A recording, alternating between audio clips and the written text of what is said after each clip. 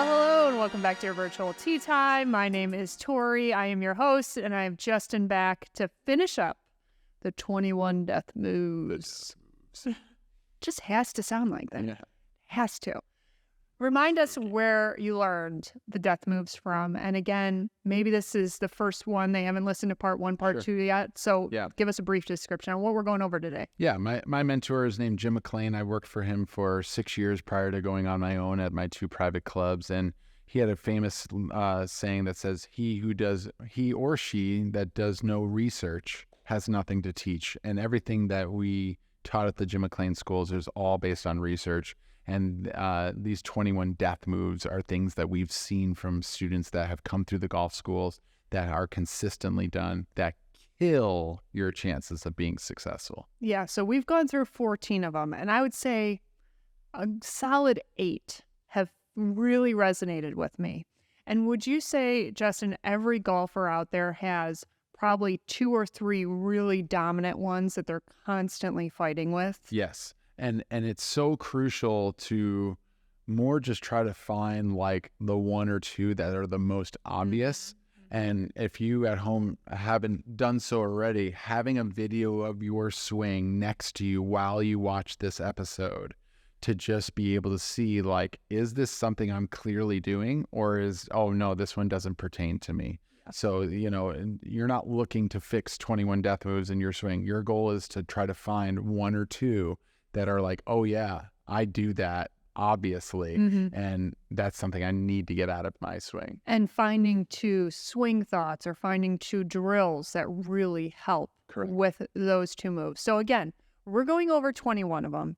Find the 2, maybe 3 at the most that really resonate with you. Just focus on those. Because again, if you are just even slightly improving those moves, you will see it out on the golf course and out with your scores. Almost guaranteed. Yeah. These are moves that if you get out of your swing, it's like taking diseases or sicknesses out of your swing, and you're going to hit better golf shots. But at the same time, we all have them. So we're all sick. Yeah.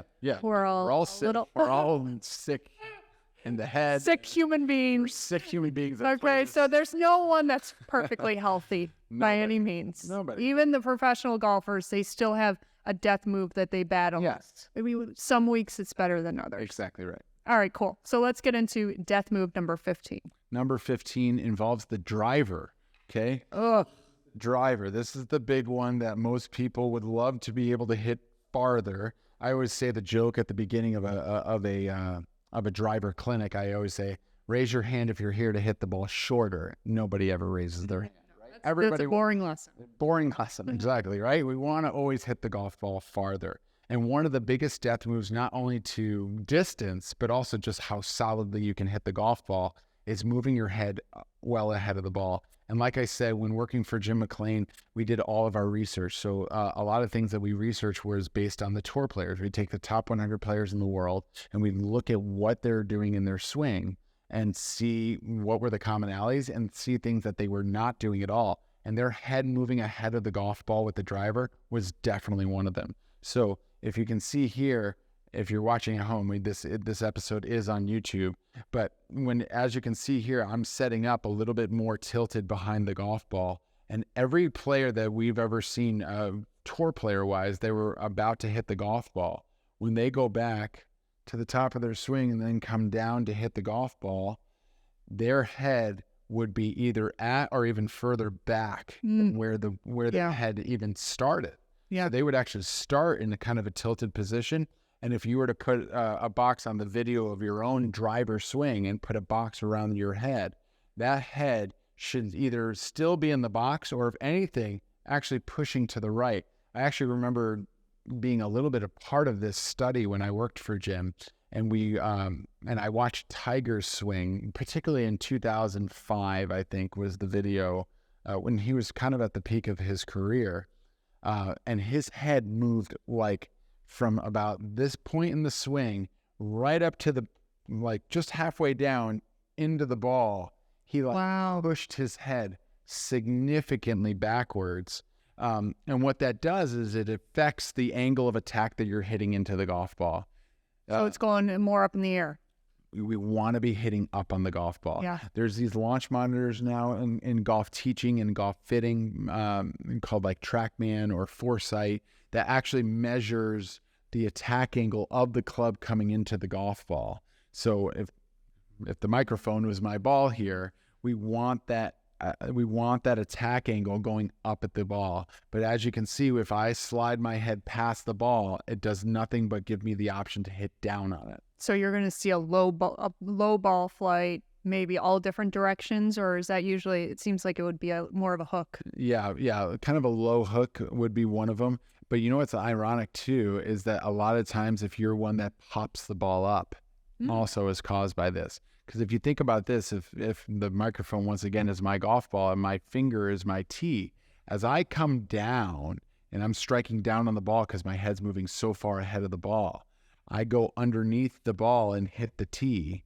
The ball pops off the top of the driver and goes straight up into the air. And it's funny when I've had students work on this before and I say, hey, you're hitting down on it too much. We need to get you to be more tilted behind.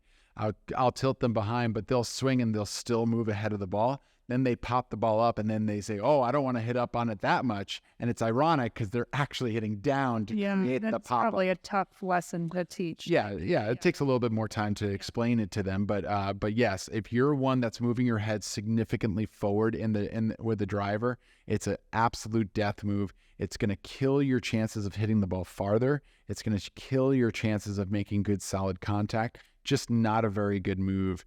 And actually a tip that I tend to give a lot of people when they are in this position and they move their head forward a lot is I'll actually see them when they're getting set up for a driver.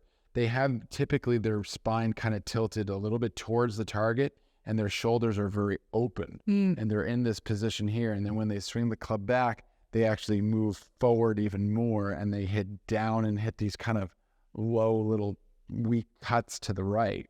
And a lot of times what I do is I get them into this position, what we call the tilt and twist, where we actually tilt them backwards and then twist the right shoulder back. I'm going to show that again just from one other angle here. So as we get set up to this ball, I'm going to tilt back and then twist the right shoulder back, which then gets your head really behind the ball. And then the goal would be as you go back and through is to just stay in that tilt as you're staying back behind that golf ball. Yeah. And you're saying this is only with the driver because the driver is the only club that you're really trying to hit up on. Correct. Okay. Exactly right. It's the only one that we really want to significantly have that head back to create that upward angle of attack. I'm going to go on a tangent, but I got to quickly do it because it relates to me.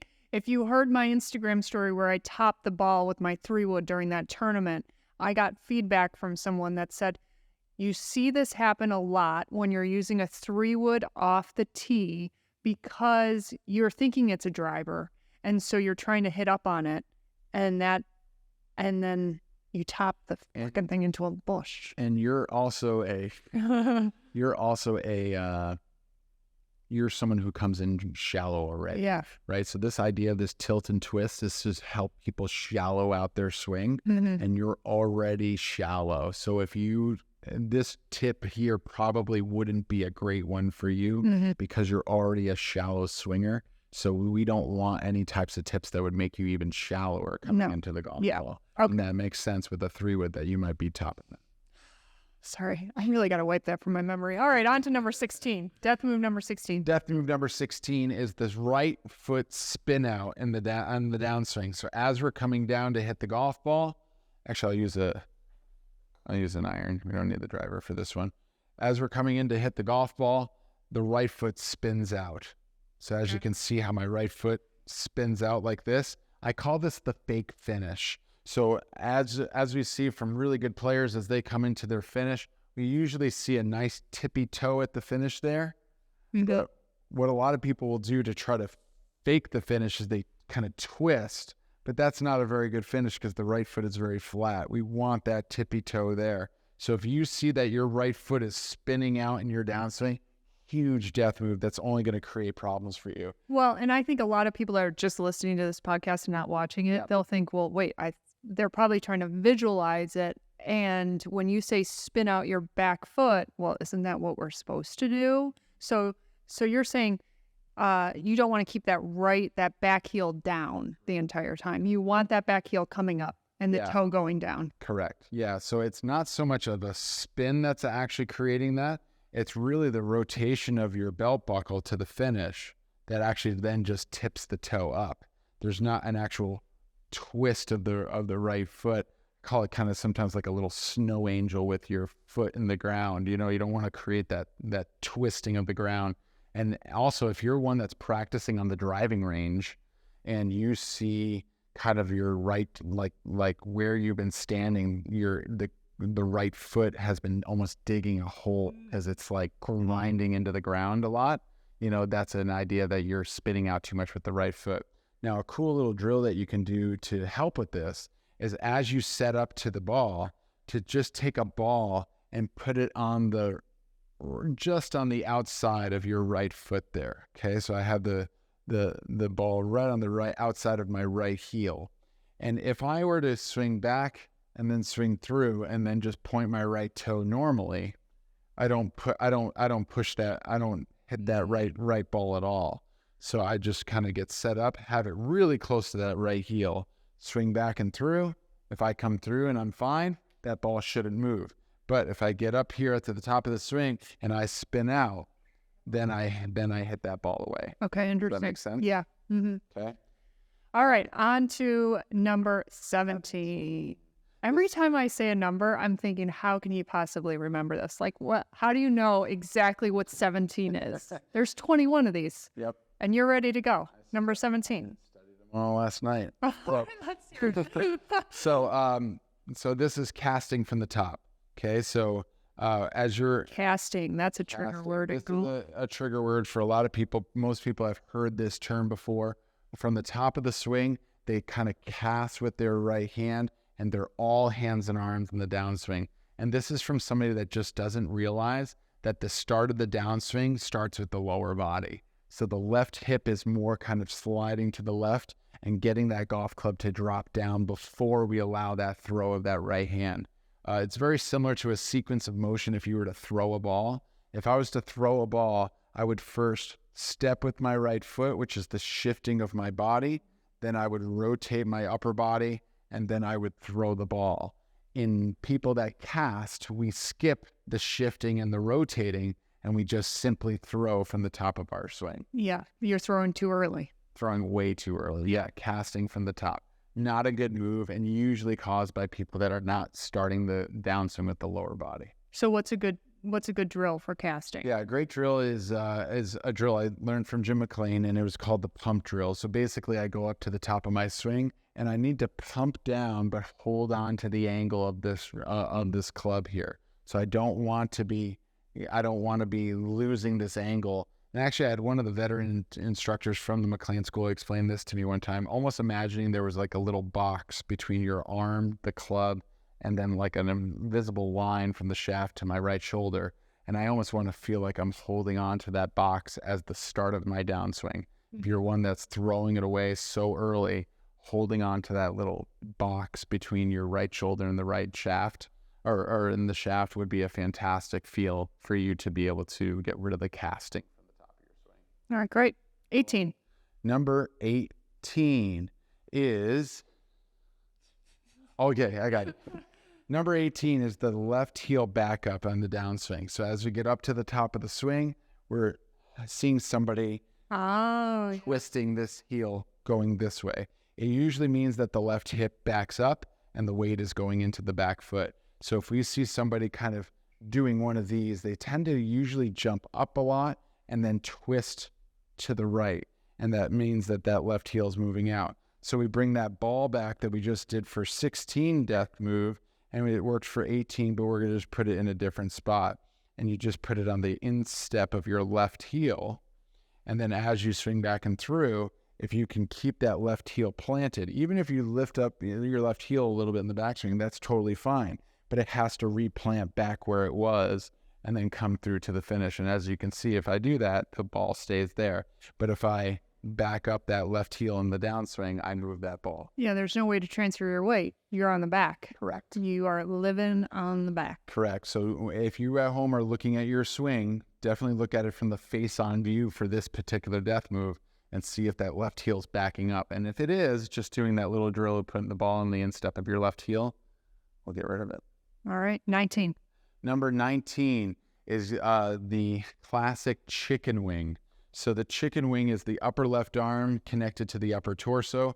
Great players, as they come through, will keep that left arm connected all the way through to about halfway through, and then the club will come up over here. But the death move is as that elbow comes away from the body. So we want to make sure that that elbow is staying in and we're not chicken winging as we're coming through.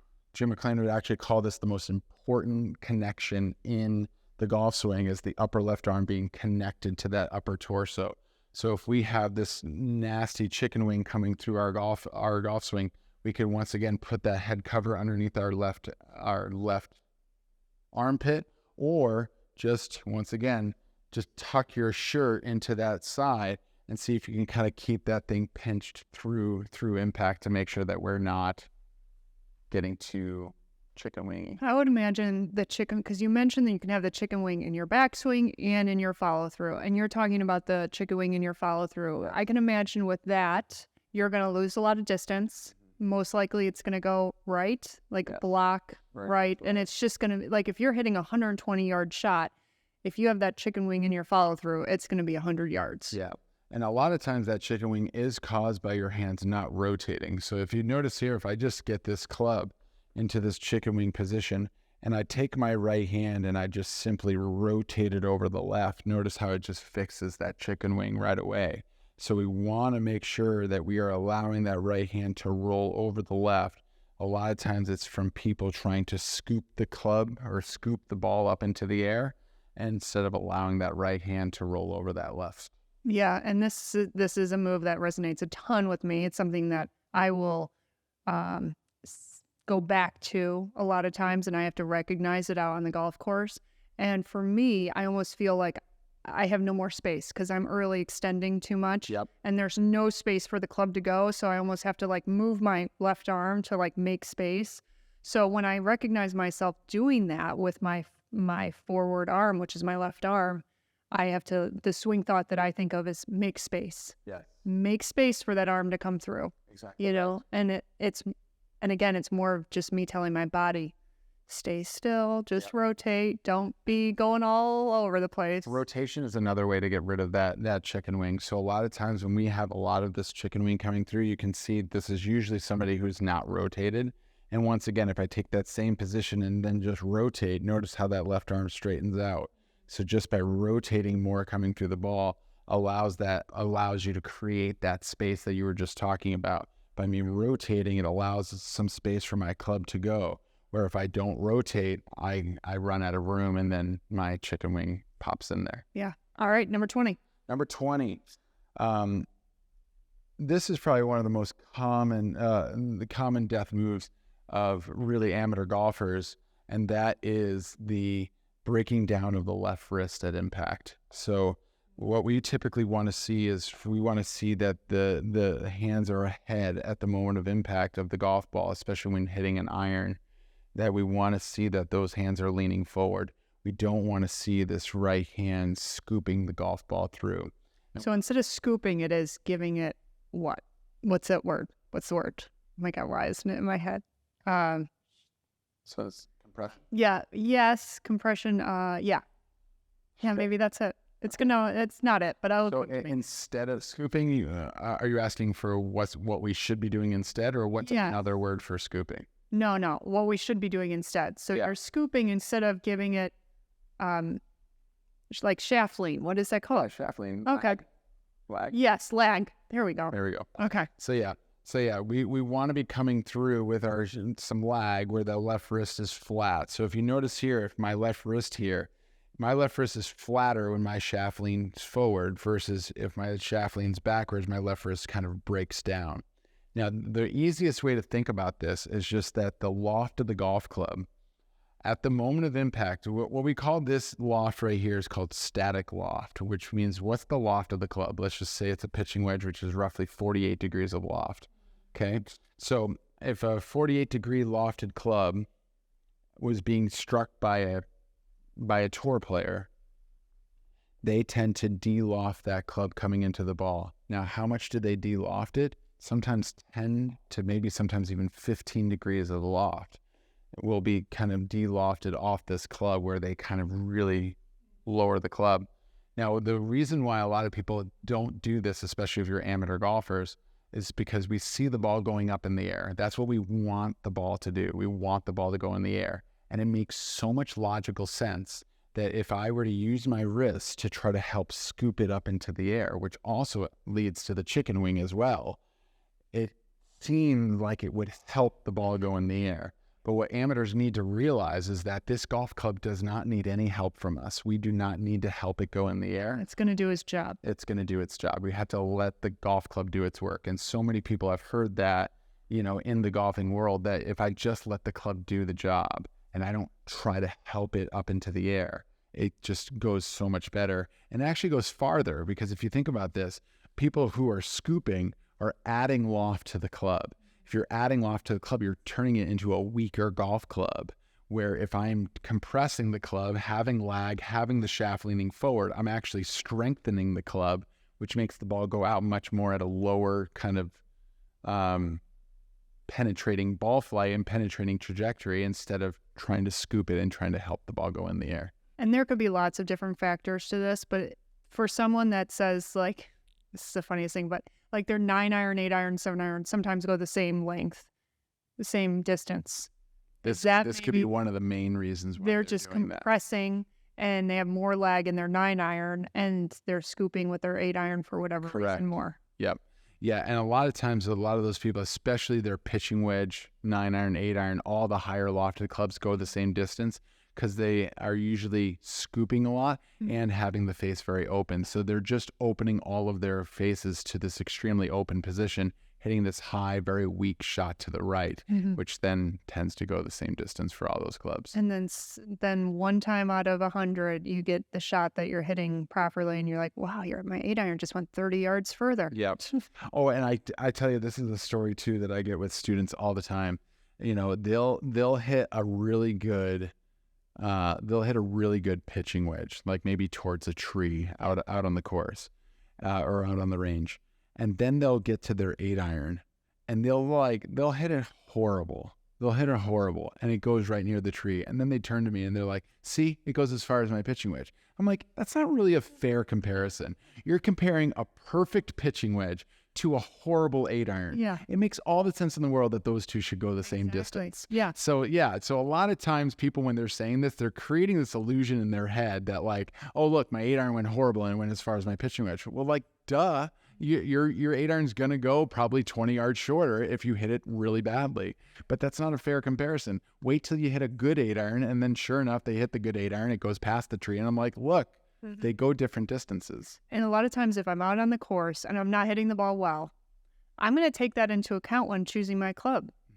So if it's a 140-yard shot, which is usually a nice 8-iron, but I'm not hitting the ball well that day, sometimes I'm like, I better grab my 7-iron because it's just doesn't feel great today. And that's probably one of the big things that I see from a lot of people that don't score very well is they underclub a lot. They don't hit the ball far enough, and they are always coming up short. And where is most of the trouble on holes? Usually in front of the green. It's guarding the green. I can remember one of the holes up in Flagstaff that I actually recommend to everybody. I say, take extra club and go beyond, because if you look beyond it, it's just rough back there. There's no bunkers. There's nothing really in trouble back there. And there's almost like a big backstop back there. But in front of this particular green, it's just all bunkers. Which one? Now I'm curious. Hole 2 on the meadow. It's a par 3. Oh. It's a par 3. There's a bunker short left. There's a bunker, another bunker short left. But in the back, there's just this stadium of rough in the back that just up and down. Just hit it over the green and then just have an easy chip onto the green. And at worst, you're making bogey. But when you get stuck into those really deep bunkers and have a really tough shot from there, especially if you're one that's not very good at bunkers, we want to avoid those bunkers at all costs. So a lot of times being long. And then another example would be hole 9 at the meadow. Another hole that has tons of bunkers in the front, but in the back, it's just rough in the back there, so it just usually over clubbing will usually improve your score more than under clubbing. And even if you are a good bunker player, you still don't know what kind of lie you're going to get. Totally. That's why when you're watching golf on television, you hear the players say, just give me a good lie, just give me a good lie. Correct. Because probably half the time you get a shitty lie, Yep. and then you are just trying to get that thing out. And even tour players are getting up and down more often from grass than they are from the bunkers. So it's not like, the only situation where they would maybe want to be in the bunker instead of the grass is if they're playing like a US Open venue and the rough around the bunker is incredibly deep. But if it's just your standard little rough, which is what most of us are doing, we're not all playing US Open golf courses. It would be no fun. Which would be no fun at all. Being out of the bunker is always going to typically improve your score more than being in bunkers. Yeah. All right, the final one, number 21. Final one, number 21. This is one that definitely pertains to you, Tori. This is for the people that hit low hooks out to the left. This is just simply swinging too much inside out. So as we come into the golf ball, the club is coming too much inside out. And what we would typically see on this person's exit and in the video is the club going very vertical on the follow through, where the club is very vertical up into the air instead of allowing the club to go around and underneath your left shoulder on the follow through. We want to see that golf club going more to the left, particularly if you're one who tends to hit low hooks or pushes to the right. Too much of an inside out path tends to get pushes and hooks.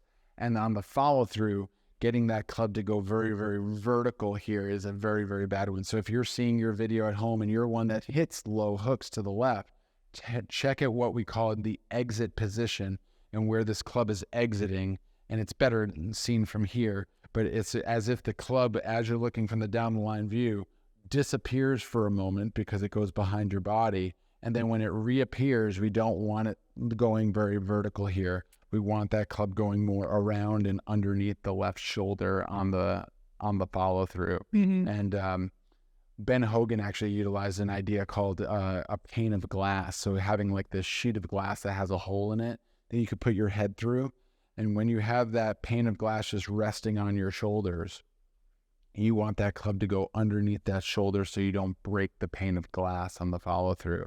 So if you can imagine like just some type of like a piece of glass right on your left shoulder here, and if that club can exit more underneath that left shoulder and miss the vertical plane coming through the golf ball, would be a fantastic way to eliminate that. Interesting. Okay, so your head is through the hole? Yeah, your head is through the hole of the glass, yes. At first, I was visualizing like your whole upper body in the hole, and you didn't want to come down on the glass. But you're saying you want to keep just your head is through the glass, and you want to keep your club angle. And the glass is resting on your shoulders, so you can exit more to the left. Yeah, so yeah, it's a kind of a cool idea to keep you from swinging too much inside out. I have to ask, if I had Jim here with us, I'd be like, did you consider a 22nd? Like, but it just didn't make the cut? 21 was it. That's where we Lucky 21. Exactly right. All right. So again, reminding the listeners that 1 or 2, maybe 3 of these really resonate with you. Concentrate on those. Use a drill. Even go get a lesson. Ask your pro for drills that will help with these certain things that resonate with you the most. Totally. Justin, thanks for being on today. It's always my pleasure, Tori. You will be back. I love it. Thanks. Thanks, Tori.